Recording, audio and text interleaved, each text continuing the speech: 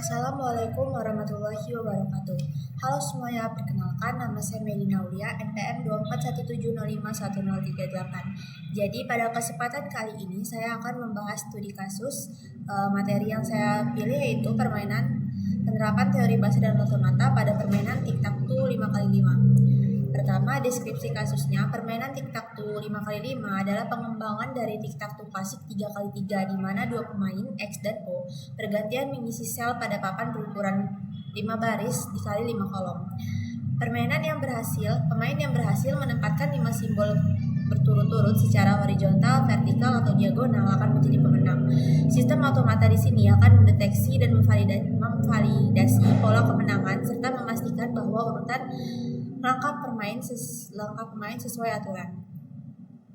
Tujuan penerapan otomata digunakan untuk memvalidasi urutan input permainan, apakah X dan O bergantian dengan benar, mendeteksi pola kemenangan, bahasa yang diterima, mencegah input tidak valid, misalnya kotak yang sudah diisi atau giliran yang salah, menentukan akhir permainan, state final. Komponennya sendiri menggunakan 5 komponen DFA, ada key, ada alpha, ada key 0 dan final state. Nah, di sini itu komponennya ada key atau mewakilkan himpunan keadaan permainan. Misalnya awal, giliran X, giliran O, menang X, menang O, seri. Atau biasanya juga pakai key 0, key 1, key 2, key 3 seperti itu. Kemudian ada alfabet. Nah, di alfabet ini ada misalkan inputannya itu ada yang XIJ, OIJ, karena ini sistemnya itu seperti array. Jadi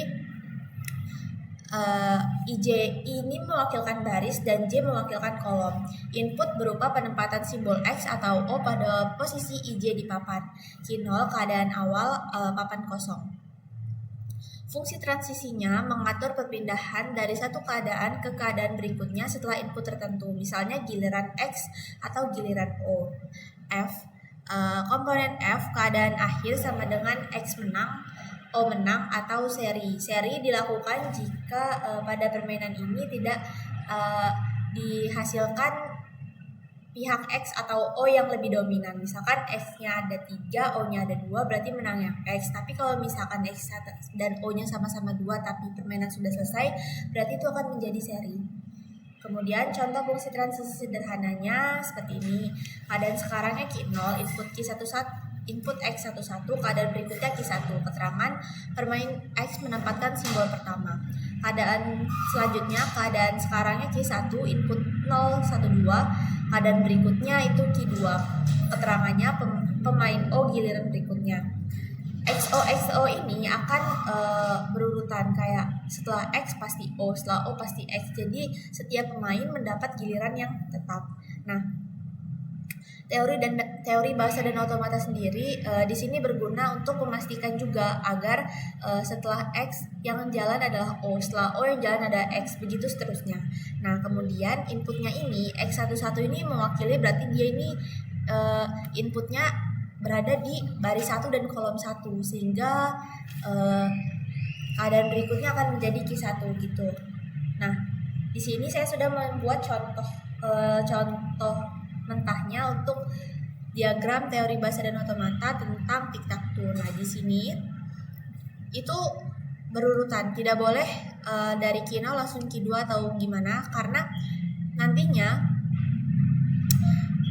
yang menjalankan inputnya itu tidak terus-terusan hanya jadi mendapat giliran yang sama setiap pemainnya. Jadinya kayak gini. Nah, di sini kita tuh bebas inputnya mau berapa. Jika key 11 juga boleh. Nanti akhirnya ke key 1. Nah, kemudian jika inputnya dari key 1 yang ini mendapat input O12 atau O baris 1 kolom 2, itu keadaan berikutnya akan key 2, pemain O giliran berikutnya gitu. Jadi pemainnya itu hanya ada X dan O, sedangkan state ini tuh kita lihat di sini ya. State-nya itu mewakili keadaan pemain. Nah, ini nanti key 0, key 1, key 2 ini akan seterusnya sampai ke key 5 sampai game selesai dan state finalnya menang. Nah, Penerapannya dalam bahasa permainan tic-tac-toe, himpunan semua urutan langkah valid. Misalkan seperti ini, mengikuti aturan, giliran, serta validasi posisi. Keadaan akhir, final state X menang jika simbol X membentuk 5 berturut-turut atau dominan 5. O menang jika simbol O membentuk 5 berturut-turut atau O dominan. Seri jika seluruh papan penuh tanpa pemenang. Nah, contoh representasi pola kemenangannya gini, X11, X12, X13, X14, X15. Berarti dalam papan itu dalam papan yang muncul itu 5-5-nya atau karena 5 kali 5, 5-5-nya itu penuh berisi X, atau juga bisa jadi W sama dengan O11, O22, O33, O44, dan O55. Ini berarti dalam satu papan itu akan penuh huruf O sehingga O yang menang. Otomata akan menerima string jika pola itu menunjukkan kemenangan salah satu pemain.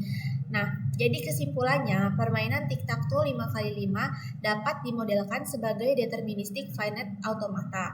Karena jika dari state asalnya itu hanya dapat menuju state berikutnya, tidak boleh bercabang menuju 2 state, begitu.